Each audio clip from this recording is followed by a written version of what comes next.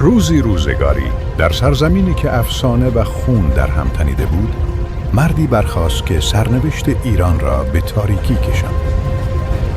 ضحاک شاهی جوان و تشنه فرمانروایی بود. تاج بر سر داشت اما دلش هنوز آرام نگرفته بود. در آن سوی این آرامش ناپایدار نیروی کهن چشم به ضحاک دوخته بود، نیرویی که از دل تاریکی برمیخاست.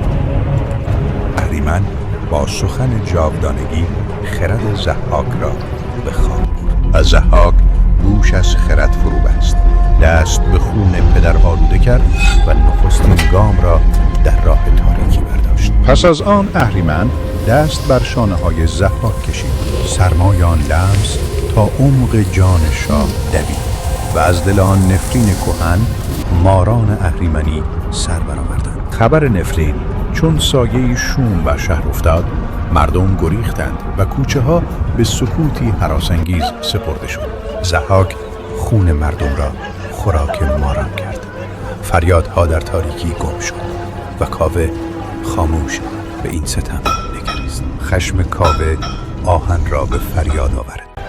کاوه شورش را رهبری کرد، مردم را گرد آورد و درفش کاویانی را برافراشت. مردم با کاوه همصدا شدند.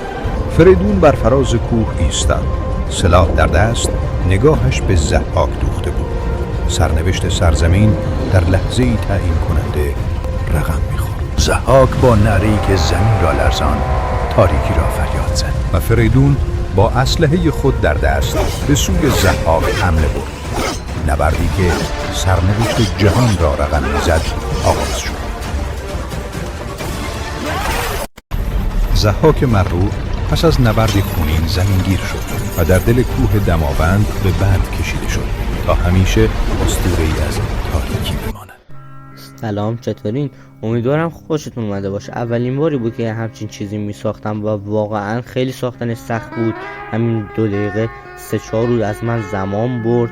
حالا میخوام بدونم برای داستان بعدی چه چیزی، مثلا به یه سری ایده ها دارم ولی دوست دارم شما هم نظرتون رو تو کامنت ها برام بنویسین و اینکه داستان بعدی رو بسازم یا نه بستگی به این داره که چقدر این ویدیو حمایت بشه.